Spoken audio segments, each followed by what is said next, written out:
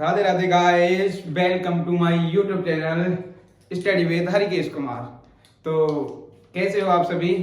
तो आज हम फिर से आपके सामने हैं एक धमाकेदार वीडियो के साथ और धमाकेदार चैप्टर के साथ जो क्लास 10th के लिए बहुत ज्यादा इंपॉर्टेंट की श्रेणी में आता है, जिसका नाम है linear equation in two variables and दो चर वाले रैखिक समीकरण।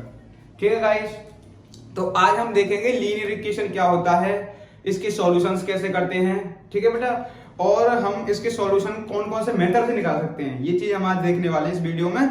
तो ये वीडियो आपके लिए बहुत ज्यादा इंपॉर्टेंट है, शॉर्ट ही देता हूं मैं। अगर आपने मेरे सारे वीडियो जो इंपॉर्टेंट चैप्टर्स के आ रहे हैं, तो आप मैथ के पेपर को उड़ा के आओगे, फुल मैथ से फुल ऑफ मार्क्स लेके आओगे। ठीक है बेटा, तो आइए आज हम शुरुआत करते हैं इस चैप्टर की। तो हम सबसे पहले देखेंगे भाई लीनियर इक्वेशन क्या होती है। ठीक है बेटा, तो यहां पर डालेंगे लीनियर इक्वेशन, इसको बोलते हैं रैखिक समीकरण।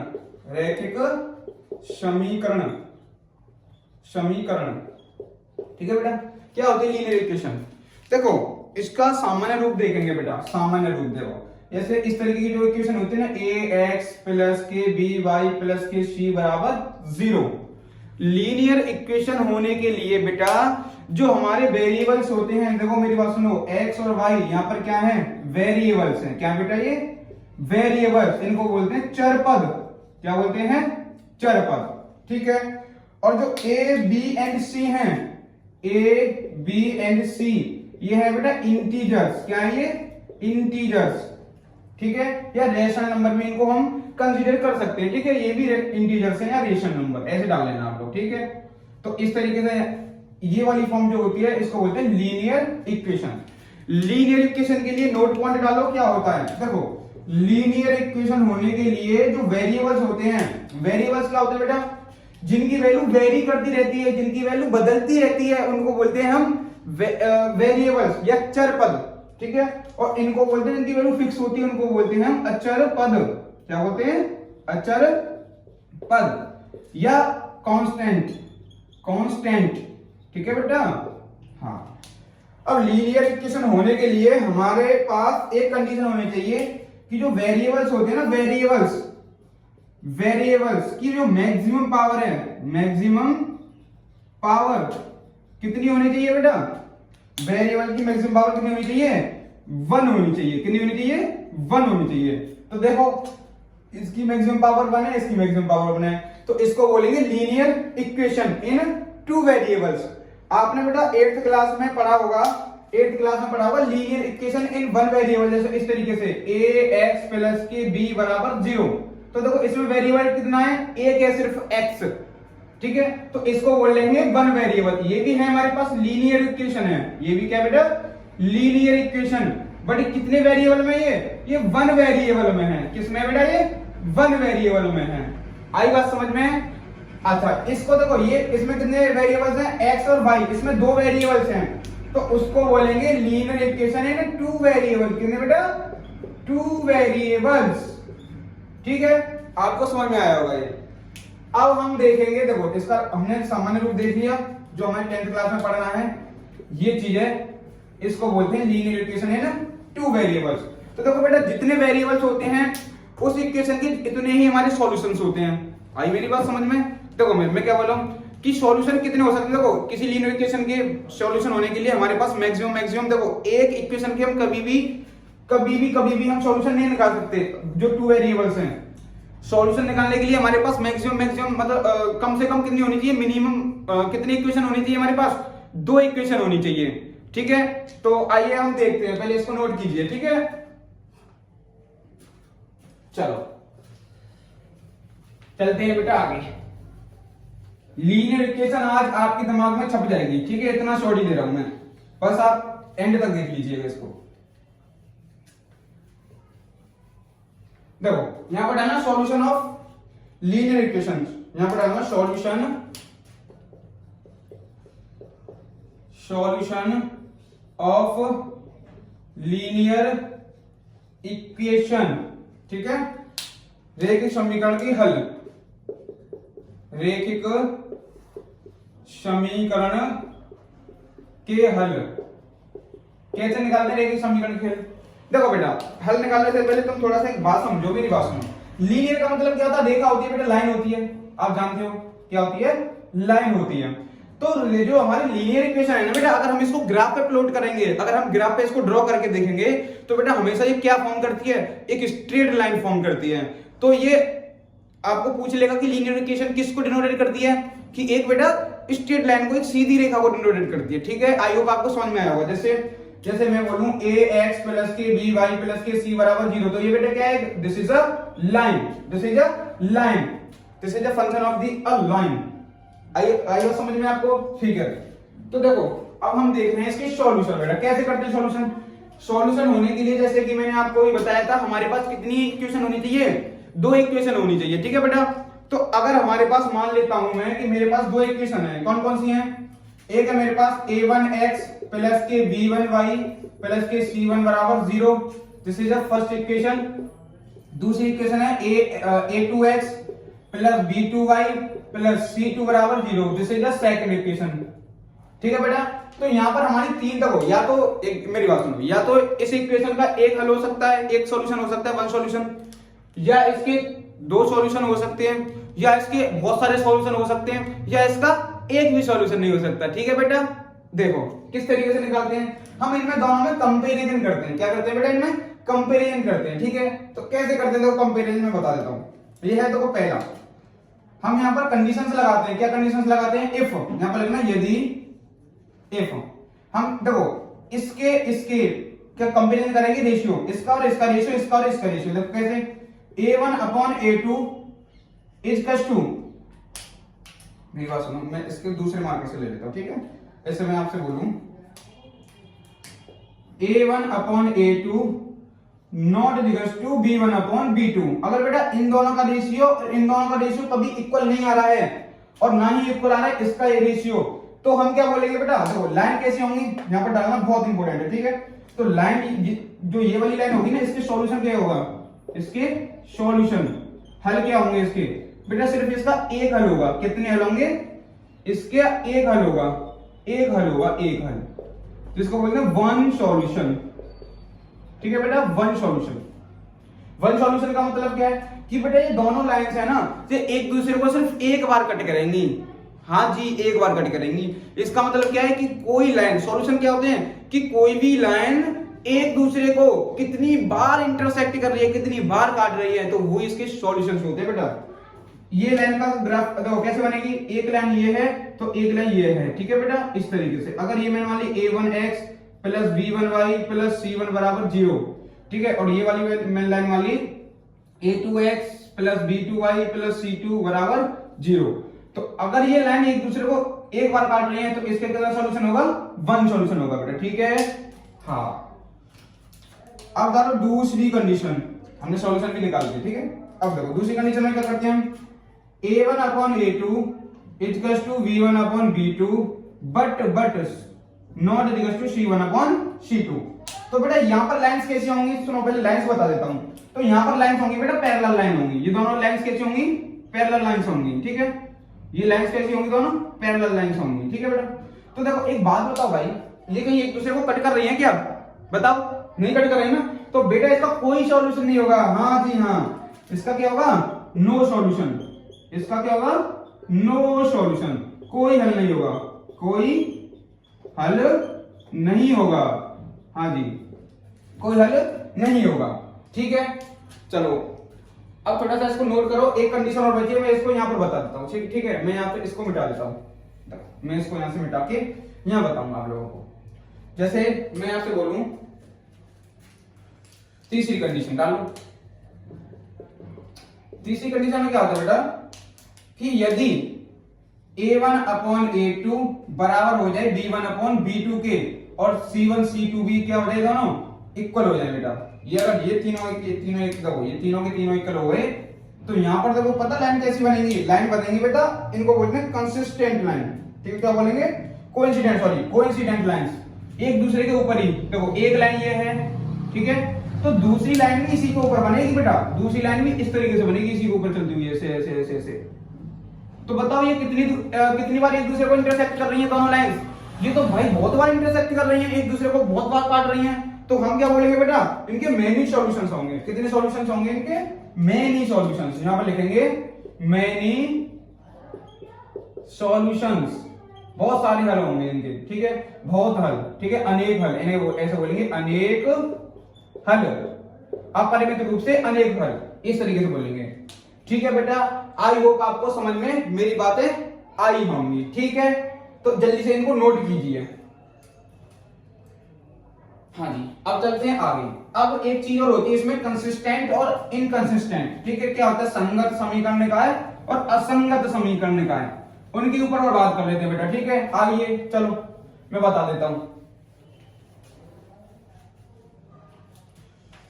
यहां पर है ना संगत, consistent, consistent, consistent and inconsistent, inconsistent,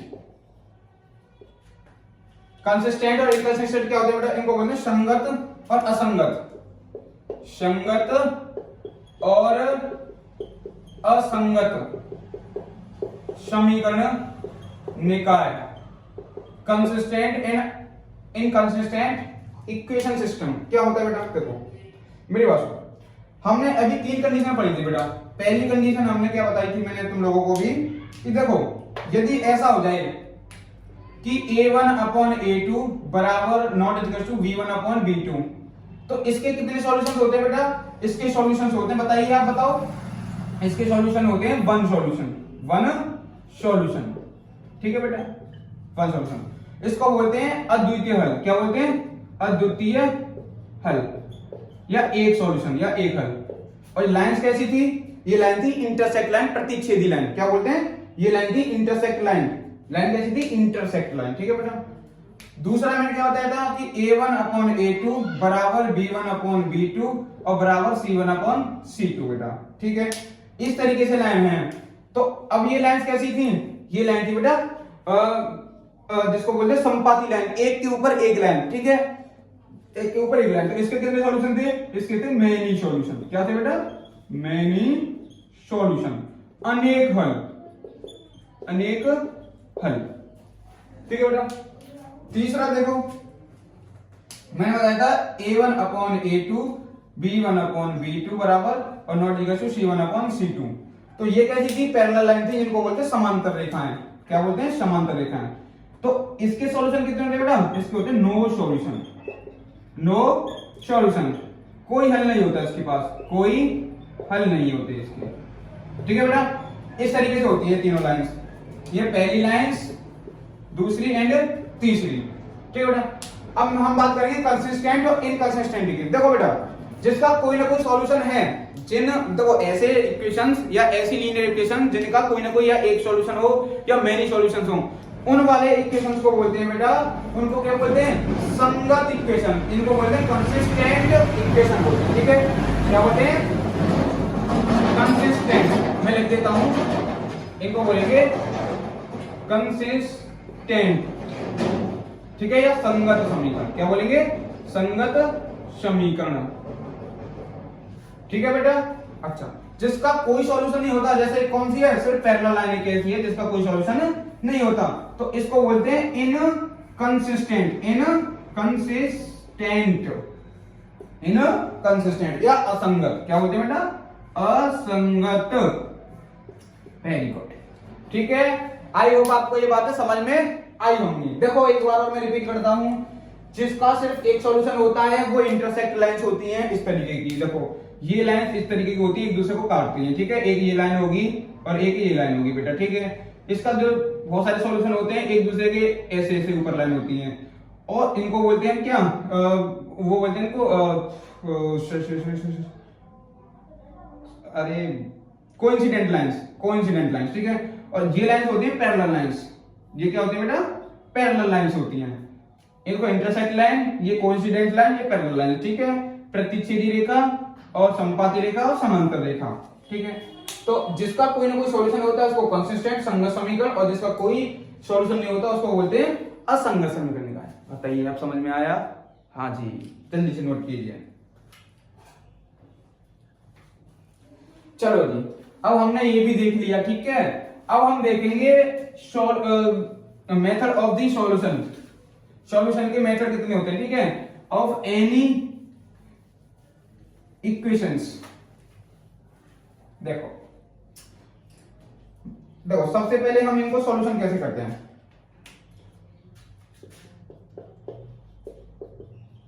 method of solution, solution के मेथड क्या होते हैं बेटा, ठीक है, हल करने की विधियां, यहां पर डालना हल करने की विधियां, हल करने की विधियां, हल करने की विधियां क्या होती है बेटा, हल करने की विधियां। सबसे पहले हम पढ़ेंगे बेटा इसमें सब्स्टिट्यूशन मेथड, इसको बोलते हैं प्रतिस्थापन विधि। अब मैं उसको तुम्हें एग्जांपल से बताऊंगा, ठीक है बेटा, एग्जांपल से देखो समझो। तो सबसे पहले डालो आप प्रतिस्थापन विधि, प्रतिस्थापन विधि, इसी विधि को समझते हैं आज, इसको बोलते हैं सब्स्टिट्यूशन मेथड। सब्स्टिट्यूशन मेथड क्या होता है सब्स्टिट्यूशन मेथड बेटा? देखो हमारे पास दो इक्वेशन है, सपोज दैट मैं मान लेता हूं मेरे पास है देखो x प्लस के y बराबर 5, ठीक है बेटा, और एक है मेरे पास x माइनस के y बराबर 10। This is first equation, this is second equation, ठीक है बेटा। तो मैं क्या करूंगा, देखो इसमें से कोई भी एक इक्वेशन उठा लूंगा, कोई भी एक इक्वेशन उठा के, और मैं उसका मैं या तो मैं एक वेरिएबल का वैल्यू निकाल लूंगा, या तो x का या y का, और जिसमें से मैंने निकाला है उसका वैल्यू उसकी दूसरी वाली में उसमें पुट कर दूंगा। कैसे, देखो मैं बोलूंगा इक्वेशन फर्स्ट से, फ्रॉम इक्वेशन फर्स्ट मैं क्या करूंगा x प्लस y बराबर 5, और मैं यहां से x की वैल्यू निकाल के देखूंगा तो 5 माइनस के y मिलेगी बेटा। This is called equation number third, ठीक है बेटा, इसको हम तीसरी इक्वेशन बुला सकते हैं। ओके, अब हमने कैसे कौन सी इक्वेशन से ली है इसकी वैल्यू, फर्स्ट से, तो मैं क्या करूंगा अब इसकी वैल्यू सेकंड में पुट करूंगा, put in second, put in second, तो सेकंड में पुट करूंगा इस वाली में, इस वाली में इसको पुट करेंगे।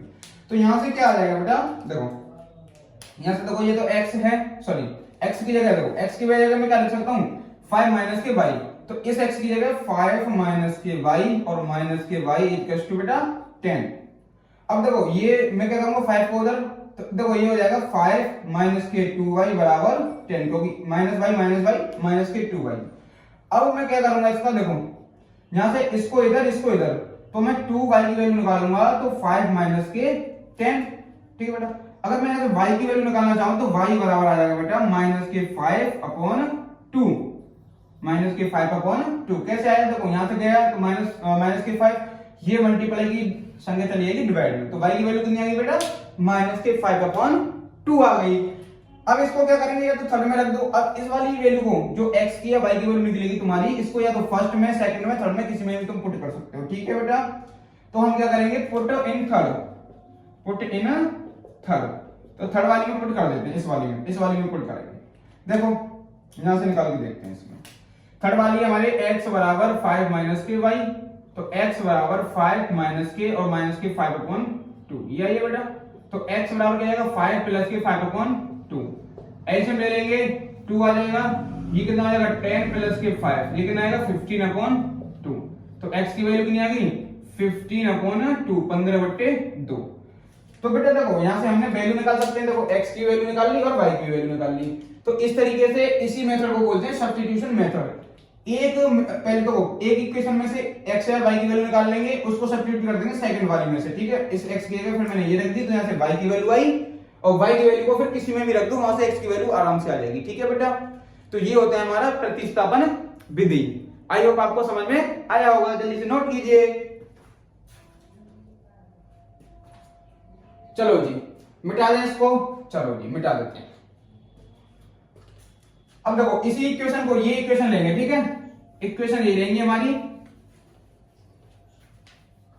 अब मेथड नंबर डालेंगे दूसरा, method number second.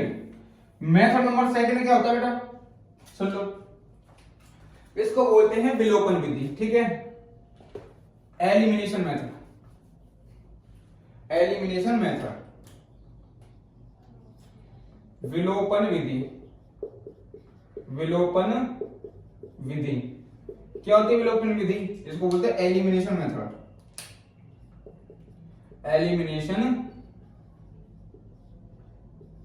Method, elimination method. ठीक है बेटा, क्या होता है देखो सुनो। अब मैं क्या करूंगा, देखो हमने उसमें सब्स्टिट्यूशन में क्या कर रहे थे कि ये तो इसमें इसकी x की वैल्यू निकाल लेते थे, फिर उसमें दूसरी में रख रहे थे, फिर उसकी वैल्यू किसी में भी रख रहे थे, इस तरीके से कर रहे थे। इसमें क्या करेंगे, सिंपल सी बात देखेंगे बेटा, देखो हम सिंपल सी बात देखेंगे कि हम एक वेरिएबल्स को क्या कर देंगे, यहाँ से एलिमिनेट कर देंगे, या तो जोड़ के या घटा के या किसी संख्या से मल्टीप्लाई डिवाइड कुछ भी करके। ठीक है, देखो मैं क्या करूंगा, फर्स्ट इक्वेशन सेकंड इक्वेशन, मैं क्या करूंगा, डू फर्स्ट माइनस सेकंड या फर्स्ट प्लस सेकंड। ठीक है, मतलब पहले और दूसरे को जोड़ने पर मैं जोड़ रहा हूं इसको, जोड़ेंगे तो देखो मेरी बात सुनना, मैं इन दोनों को जोड़ रहा हूं, तो x और x कितना हो जाएगा बेटा मेरा 2x, ये प्लस का भाई माइनस का भाई दोनों कैंसिल आउट हो गए, और इन दोनों को भी जोड़ेंगे, ये हो जाएगा 15। कितना हो जाएगा बेटा 15। यहां से x की वैल्यू निकालेंगे तो ये आएगा 15 और ये अपॉन 2। कितना सिंपल मेथड है भाई, ये तो मजा आ गया कभी। ठीक है, तो इसको बोलते हैं बेटा एलिमिनेशन मेथड। देख लो, उससे भी x की वैल्यू क्या आ रही थी 15/2 और इससे भी क्या आ रही है 15/2 आ रही है बेटा। ठीक है, तो ये होता है एलिमिनेशन मेथड। अब क्या करेंगे, देखो x की वैल्यू निकलेगी तो हम किस में कर देंगे, किसी में भी पुट कर दो, पुट इन फर्स्ट और सेकंड, किसी में भी कुछ, किसी में भी फर्स्ट और सेकंड, किसी में भी पुट कर देना, पहली में या दूसरी में, किसी में भी। तो यहां से हम पुट कर देते हैं, पहली वाली में पुट कर देते हैं। ठीक है, तो देखो x प्लस के y बराबर 5 है, तो x की वैल्यू 15/2 प्लस के y बराबर 5, तो इसकी वैल्यू आ जाएगी भाई 5 माइनस के 15/2। तो एलसीएम ले लो, y बराबर कितना आ जाएगा, एलसीएम 2 आ जाएगा बेटा एलसीएम। ये हो जाएगा कितना 10 माइनस के 15/2, तो y की वैल्यू कितना आ जाएगी माइनस के 5/2। अरे ये तो जादू हो गया।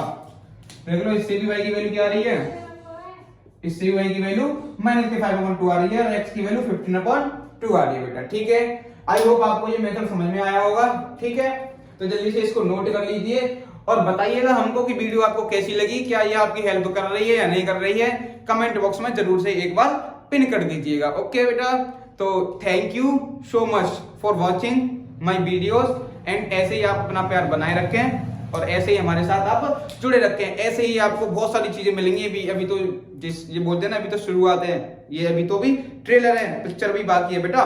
तो इसीलिए आप अपनी तैयारी करते रहिए और हमारे साथ जुड़े रहिए बेटा। ठीक है, तो best of luck for your examination.